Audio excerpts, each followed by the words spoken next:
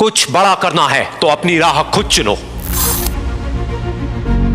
भेड़ बकरियों की तरह नहीं, शेर की तरह चलो। कितना भी कठिन हो रास्ता, हर हाल में आगे बढ़ो।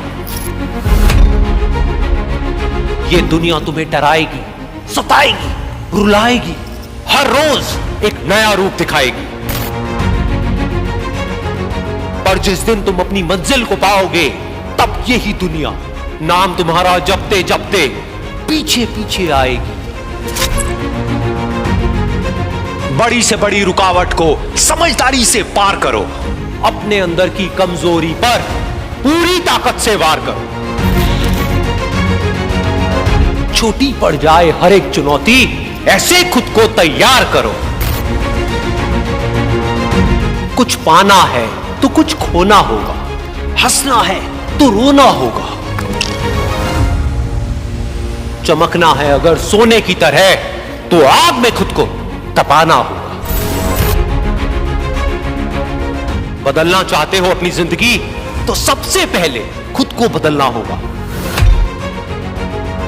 भूल जाओ तुम कौन हो, बस एक बात को याद रखो, सबसे पहले है अपना काम, बाकी सब उसके बाद रखो।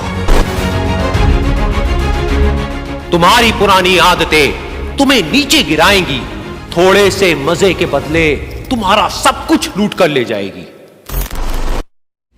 लेकिन तुम इस जाल में मत फंसना, अपना ध्यान सिर्फ और सिर्फ अपने लक्ष्य पर रखना।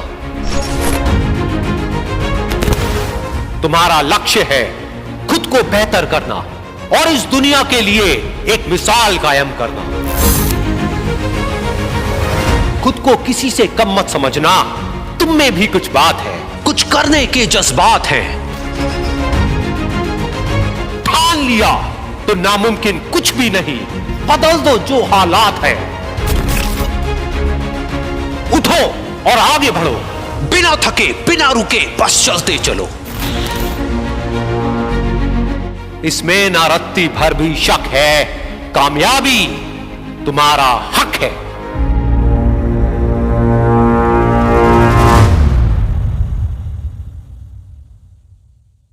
प्रॉब्लम जिससे शायद सब लोग ही रिलेट करें कि हमारी लाइफ में कुछ ऐसा फेज आता है कि जब हम लोग बहुत खुश होते हैं, है ना, जब सारी चीज़ें सही चल रही होती हैं, पर फिर भी कहीं ना कहीं हम उस पल में खुद को काफ़ी अकेला पाते हैं। तो कभी कभी ऐसा होता है कि हमें समझ नहीं आता कि अंदर से क्या कमी रह गई है कि वी आर नॉट हैप्पी।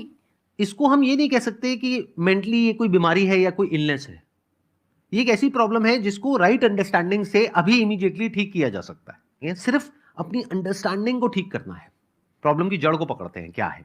एक प्रॉब्लम की जड़ ये है कि आपके अंदर डर है कि अगर ये मूवमेंट चला गया तो क्या होगा। तो अपनी लाइफ को ऐसे जीना शुरू करो कि गुजरे हुए कल में मत जियो, आने वाले कल में मत जियो, अभी जो चल रहा है उसमें जियो।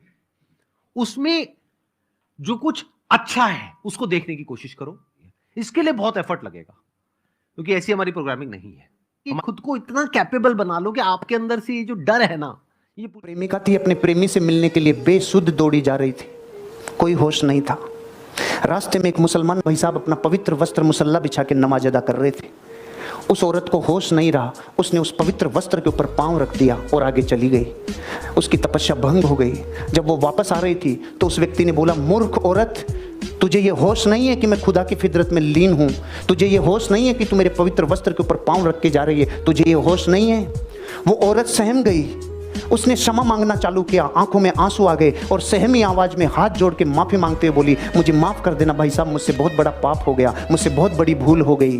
लेकिन मेरे मन में प्रश्न ये चल रहा है, मैं सांसारिक प्रेम के बंधन में बंधित थी, मुझे नहीं पता चला तेरे मुसल्ले पे पांव रख दिया। तू अल्लाह के प्यार में मस्त था, तुझे कैसे पता चला मैंने तेरे मुसल्ले पे पांव रख दिया?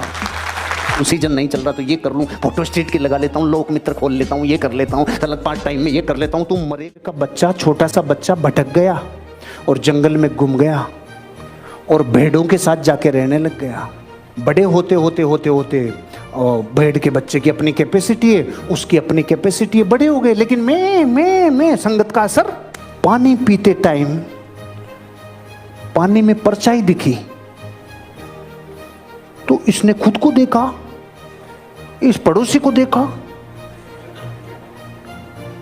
इतने में पहाड़ के ऊपर से दहाड़ मारी इसके बाप ने। इसने 3 तरफ देखा, लेफ्ट राइट, ये मैं नहीं हूं, अरे मैं ये नहीं हूं रे, फिर खुद को और फिर उसको, मैं तो उसके जैसा हूं रे। इसने चालू किया था कि मैं उसके जैसा हो गया, वो और दहाड़ मारे, 1 2, इसने 1 2, तीसरी में तो इसने जब मारी तो ये भागा भाई साला, ये कौन से